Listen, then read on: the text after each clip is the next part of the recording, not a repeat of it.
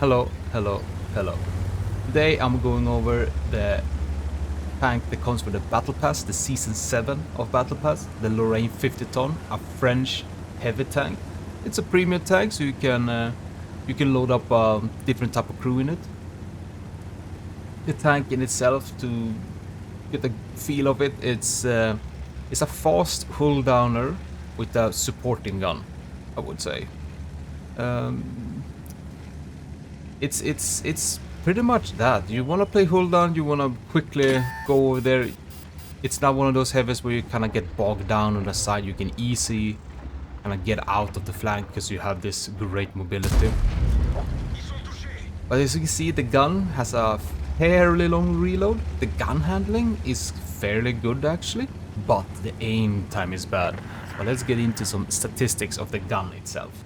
You have a whooping of roughly 11 seconds reload. I have 10.7 here, but the base DPM is 1788, which is on the low side, very low side. So it's a straight up support gun. The AP pen is 264, shell velocity is 1067, which is fairly good, fairly fine to be honest with the pen and how the AP shell is. The APCR is 308 penetration and 1334 shell velocity, so the shell velocity there is really good. The HE, you have 65 pen on a 120mm caliber gun with 1067 shell velocity, 515 alpha with the HE. But as you can see, I'm already a little bit struggling with this this reload in my hand. We would have probably shot them up pretty tensely here if we were pretty much another tier 9. Because this peekabooing with the 400 alpha, it's almost bad, but almost good enough. It's like on the cusp there a little bit. And the gun handling, I mean the gun depression of the tank is actually -10. So hull down, perfect. Really good. That's what you're looking for with this tank. And the gun elevation is +15, so you know you can point the gun up a little bit. Okay, we try to get the reverse in, and we managed to get away, so the shot did not see our weak lower plate. The thing you have to watch out though, while we are talking about the hull down of the tank, is that when you're peeking, if you show the hull, boom, easy pen for almost any tank out there, except for where the driver sits. There's like viewports there. If you don't aim on the dead central there, you won't bounce. But the gun overall has a base dispersion is 32, so it's actually quite fine kind of a aimer, like fully aimed shots. As you can see, it does provide a very small circle. I think in my tank right now here I have roughly 29 or 30 in the dispersion. It's what I like to call the target 2 effective gun, where you have this long aim time. I think I have 200 and... no, not 200. 2 seconds and 77. 2.77 seconds aim time of it. It's 2.88 in the base, but with various buffs and such. We will see that when we get to the garage part. But you can see that you kinda can snapshot with it. And the gun handling, as it stays around the target, so you don't move around, it's actually fairly good. It's just that initial aim time is gonna be a big hamper for this tank. But if you can set it up like this, it feels really good, it feels fine. And even when you bring it up to speed, the bloom of the circle doesn't really expand out a lot, as you might think. If this was any other heavy on tier 9, and you would have this big speed on it, the bloom would be disastrous of how it actually expands out. But this is a quick little tank. It's not a little tank, it's a big tank to be honest. As you can probably have seen, the mobility is a big factor. You have a top speed of 60, 15 in reverse, and well, the horsepower per ton is, what was it, like 16? Something like that. So you really pick up pace with this thing. And here we come to the cap circle of the steppe. As you can see, this is going to be interesting at one point. But this was a fast initial replay. Let's hop over to the next match.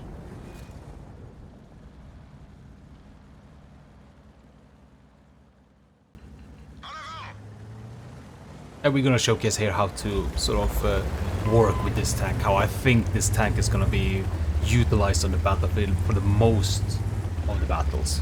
But like I said, the mobility is a very nice thing on this tank. You're gonna see this tank appearing with the mediums so often, and this is a map where the heavies usually don't reach the C1 area because of how powerful it is from the other side. It is. And this tank gets easily over there and easily can help out with the mediums. Because the armor is all about the turret. You have 250 on the frontal armor. It's a lot of ricochet angles as well. It's a solid 250 armor. But around the gun mantle, it's the weak point. We will showcase that a little bit in the garage section. And the hull armor is 90. And of course we bounced the Leopard PTA. Sure, I was not fully aimed in, but you can see there how we reached as the PTA reached. Ooh, and here we go against a phase 1. Now, Lorraine 50 ton in my books is less worse, is worse than the phase 1. Ah man, he planted that shell hard on me. Hit me in my gun mantle, on the side around the gun mantle. And here we're gonna start working with this Skoda 56. I'm gonna make sure that, well, I am the one that sort of takes all the initial heat, and you know, people look at me, look at him, look at me, look at me, while this Skoda gets to move up and do what he can. I'm basically facilitating him. And incoming. And now I know he's on reload, so then I go forward to make sure that he doesn't, you know, get pummeled. Unfortunately, we didn't pen the cupola on the phase 1. The typical.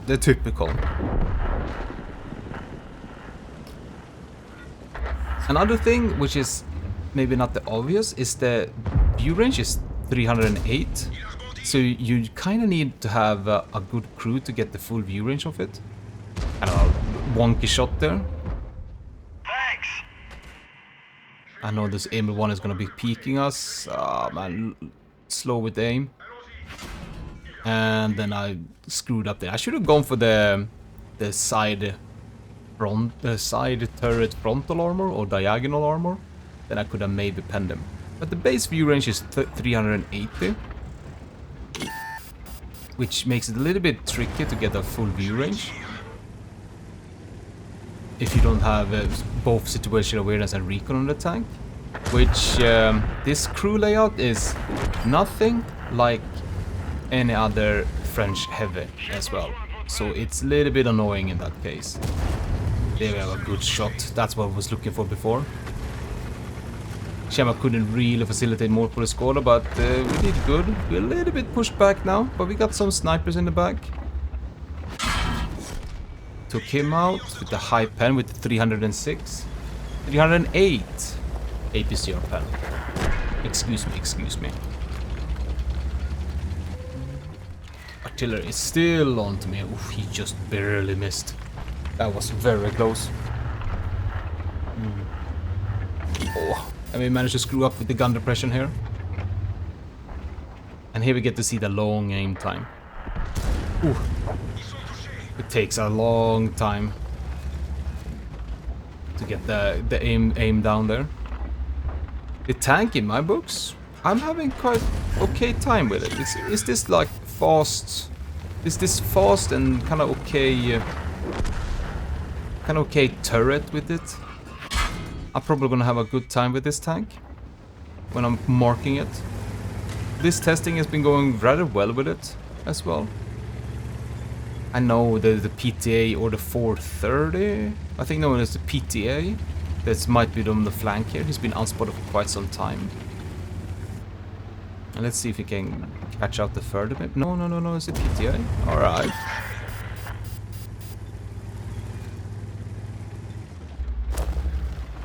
I am basically just waiting for artillery to shoot me. But it seems like the artillery has found someone else to bully instead of bullying me. Which is okay. I'll take it. I'll take it. We're basically holding guard here on this little hill, this little plateau. It's my hill, and nobody gets to take it away from me. Let's see if we can finish off this Progetto. He is on our alpha. We got a 400 flat. I thought he was gonna go forward a little bit more. That's why I pulled the trigger. Oh, 430. Ooh. This is gonna be tough. I don't know if I will be able to survive this. Ah, there's a track shot though. Can we have some help? Oh, 430 is kinda lazy, just fires. I don't see how I can survive this. I need to have a track shot, but the long reload is really hampering me, so... Yeah. This is the bad part, where you kinda left alone and you cannot control. You get stumbled upon like this. Then you get easily munched up with this tank. Or in this tank.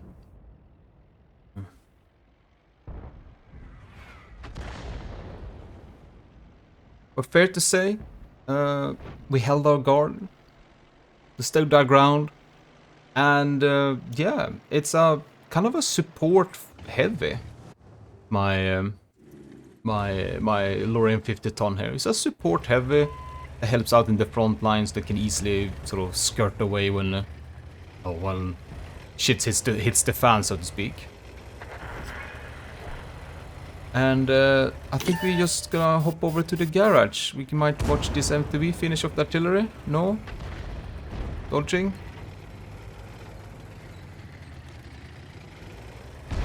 Nope. You don't hide from artillery. You do not hide from artillery. Artillery always finds you. But in the garage section, we're always gonna do like always. We go over the crew, equipment, shell and consumables with the field modification. The tank I've been playing now has been fully pimped out in the field modification as well. And the equipment is the most standard equipment. But we're winning this, they're gonna die in a few seconds, so let's hop over to the garage.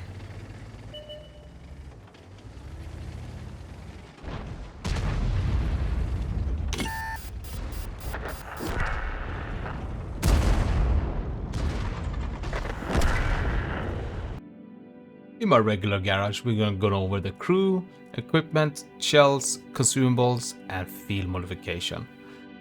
Let's start with the crew, because this is the big thing. Not a single French heavy tank has this crew layout with the, well, I would call it the regular one. The commander, gunner, driver, and loader.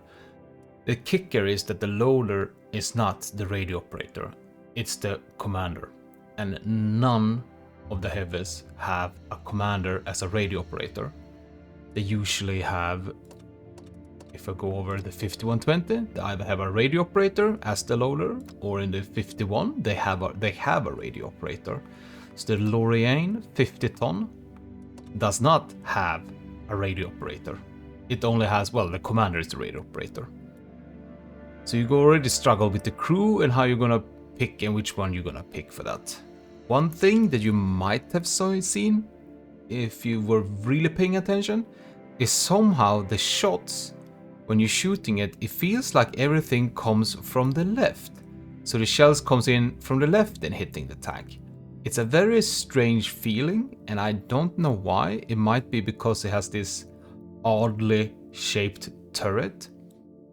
And what I talked about with the gun mantle, right around it, it's very weak. It's a kind of an oddity tank in that. I know the few other tanks has that as well, that just around the gun mantle is a weak one. And then you obviously have the cupola back here, that is a weak point that you can shoot, that is covered by a big ass machine gun. But the crew and how I would pick things, I am playing on my secret, not a secret account, which is not me. Shh. All right. It's my press account. But I would pick browser norms, sixth sense, repair, and then I would pick situation awareness or recon. I probably pick recon because I would probably bring this from another tank, like this crew from another tank. And then I would save, so I have 1+ left. I would transfer the crew over to this tank and then pick situational awareness as the 5th skill. And this is just to set you up for full view range with the tank. Because I believe a lot of people in the beginning is gonna lack the full view range, and obviously it's not the end of the world, but it's always good to have, so you know you have the full view range of your tank in your tank.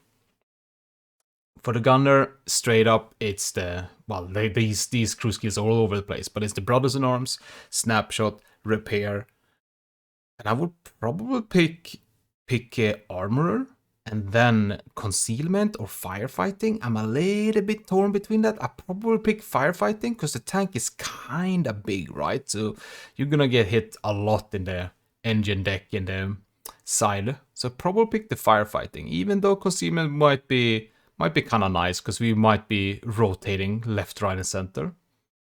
You might skip the armor, just pick the Deadeye instead. That works too. For the driver, it's the usual. It's the Brothers in Arms, Smooth Ride, Repair, Off-Road Driving, and then Clutch Braking, I think. Just to bring it down to become a bit more maneuverable. And then 6th skill, I would pick Firefighting. Maybe you can actually pick in a Control Impact instead of Clutch Braking. You have the speed, you can ram. You do weigh a 50 ton. I actually have to make sure you do weigh a 50 ton. That's not the tonnage. Here we go, 55 ton. So I guess the name is a lie. It's a Lorraine 55T. Alright, discovery here. And the loader, we have, like before, we go with Brothers in Arms, Intuition, Repair, Safe Stowage, and then Firefighting. I like to always pick Intuition now before Safe Stowage, just because of having the possibility of loading over from AP to HE when the chance comes up. Otherwise, if you don't feel like you want to do that, skip the Intuition completely. Pick, I don't know, Adrenaline Rush or Firefighting beforehand. But that is the crew. The equipment, I think, is straightforward. Ventilation, rammer, and vertical stabilizer. Just because we want to pump down the reload a little bit more to below 11 seconds. That's why I boost the rammer. But we want to have full view range with the tank. And you do not get full view range when you lift off the ventilation. You might go with the second type of equipment with the turbo instead, just to get that speed up. But I don't see why you want to do that. You already have like this massive speed. But hey, if you want to be a little bit faster, go ahead. But remember, we're a big tank. We will be seen on the battlefield. The shells, I go 50-50 with AP and APCR. I bring along a little bit of HE. It's always good to have. It's kind of a robust pen, the 65. It's very interesting. But the AP, like I talked about, it's okay. It's an okay AP shell. And the APCR is actually good. And for the consumables is first aid kit, and then you get a free standard large repair kit with the, I use the strong coffee on it, the rations, just to make the tank a little bit better.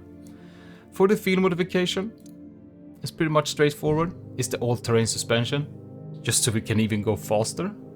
It's very good in the tank.